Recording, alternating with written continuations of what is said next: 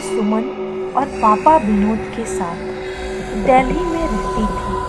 वह हर साल अपने मम्मी पापा के साथ गर्मी की छुट्टियों में ननिहाल जाती थी। उसका ननिहाल अलीगढ़ ज़िले में है। एक बार की बात है, रिया के स्कूल की छुट्टियां पड़ चुकी थी। रिया और सुमन ननिहाल जाने के लिए तैयार थे। विनोद को ऑफिस में काफ़ी काम होने की वजह से शाम को छुट्टी मिल पाई। दिन ढल चुका था। सुमन ने कहा, अब रहने दो, अब जाने का समय नहीं है। सुबह होते ही हम अलीगढ़ के लिए निकल जाएंगे। इस पर विनोद ने कहा, हमारे पास खुद की कार है, दिन ढल गया है तो क्या हुआ, हमें कौन सा वाहन बदलना है। रिया भी जिद करने लगी, मम्मी अभी चलो ना, मुझे अपनी नानी के घर जाना है। रिया और विनोद के बहुत जिद करने पर सुमन जाने के लिए तैयार हो गई थी, लेकिन अंदर ही अंदर ना जाने क्यों उसका मन घबरा रहा था। अब रात हो चुकी थी और इन लोगों की गाड़ी सड़क पर चलने जा रही थी। रात की वजह से सड़क पर वाहनों का आना जाना कम हो गया था। विनोद कार चला रहा था। सुमन और रिया पीछे की सीट पर बैठे थे। जिस गांव में उन्हें जाना था वह गांव अलीगढ़ के करीब 20 किलोमीटर आगे था। वह अलीगढ़ पहुंचे चुके थे। आगे का रास्ता कच्चा और सुनसान था। वहां कोई आता जाता भी नहीं दिख रहा था। गाड़ी अब कच्चे रास्ते पर चली जा रही थी।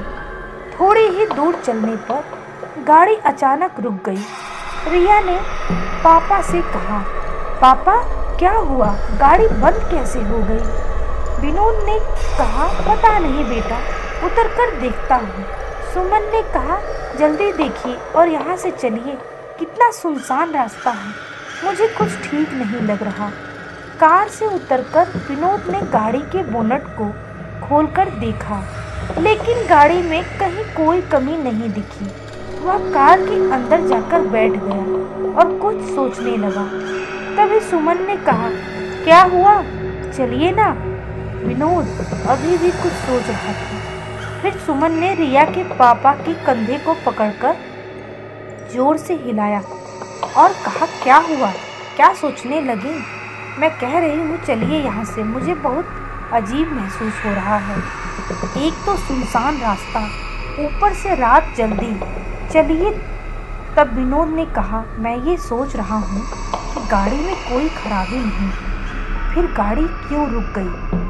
देखिए, क्या पता गाड़ी स्टार्ट हो जाए। तब विनोद गाड़ी स्टार्ट करने के लिए चाबी घुमाई और गाड़ी स्टार्ट हो गई। अब कार दोबारा उस रास्ते के अंधेरे को चीरते हुए फिर आगे बढ़ने लगी। अभी थोड़ी ही दूर कार चली थी कि रिया चिल्लाई, मम्मी। एकदम से विनोद ने कार को रोका। दोनों मम्मी पापा रिया से कहने लगे, क्या हुआ बेटा, चीखी क्यों। इस पर रिया ने कहा, पापा मुझे ऐसा लगा जैसे हमारी कार के नीचे एक आदमी औरत आ गए हैं। विनोद ने कहा, नहीं बेटा, ऐसा कुछ नहीं है। अगर वह औरत आदमी हमारी कार के नीचे आ जाते तो हमें भी तो पता चलता, और वैसे भी रात बहुत हो गई है, मुझे नहीं लगता ऐसे में इस रास्ते पर हमारे अलावा कोई और होगा। रिया की आंखें डर से फटी हुई थी और वह कह रही थी, नहीं पापा, ट्रस्ट मी, मैंने देखा उन आदमी औरत को। सुमन ने कहा, गाड़ी थोड़ी तेज चलाइए। गाड़ी की रफ्तार विनोद ने तेज कर दी। तभी कार के शीशे में विनोद को एक डरावना चेहरा दिखाई दिया। उस डरावने चेहरे को देखते ही विनोद का हाथ स्टीयरिंग से छूट गया और गाड़ी बैलेंस बिगड़ गई। गाड़ी का बैलेंस बिगड़ने की वजह से गाड़ी इधर उधर चलने लगी। जैसे तैसे करके विनोद ने अपने आप को और गाड़ी को संभाला। तभी सामने एक औरत और आदमी दिखाई दिए जो गाड़ी रोकने का इशारा कर रहे थे, लेकिन विनोद ने गाड़ी नहीं रोकी बल्कि गाड़ी की रफ्तार और तेज कर ली, क्योंकि अभी तक तो वह रिया की बात पर विश्वास नहीं कर रहे थे। और अचानक से उन दोनों आदमी औरत का ऐसे कार के सामने आना, लिफ्ट मांगना सुमन और विनोद को डर से भर देने के लिए काफ़ी था। विनोद तो पसीने से लथपथ गाड़ी को अंधाधुंध रफ्तार में भगाए जा रहा था। तभी ये क्या, वह औरत और आदमी जिनको विनोद ने पीछे छोड़ा था फिर सामने खड़े थे और गाड़ी रोकने का इशारा कर रहे थे। अब तो उन तीनों की जान मुंह को आ गई थी। अचानक सुमन का फोन बजा। हेलो, कौन? दूसरी तरफ से सुमन का भाई अर्जुन बोला। हेलो दीदी, कैसी हैं आप? सुमन ने कहा, भैया कुछ ठीक नहीं है, इस रास्ते पर बहुत गड़बड़ है। और सुमन ने उन दोनों आदमी औरत के बारे में अर्जुन को बताया। तब अर्जुन ने कहा, दीदी आप चिंता मत करो, मैं अभी आता हूँ। और 10-15 मिनट बाद ही अर्जुन वहाँ रास्ते पर खड़ा हुआ था। विनोद ने गाड़ी रोकी और कहा, अर्जुन अच्छा हुआ तुम आ गए, पता नहीं क्या हो रहा था हमारे साथ, कुछ समझ ही नहीं आ रहा था। अर्जुन ने कहा, कोई बात नहीं जीजा जी, मैं आ गया हूँ, ना अब कोई प्रॉब्लम होगी ना ही कोई डर होगा। अर्जुन भी अब कार में बैठा और कार घर की तरफ चल दी।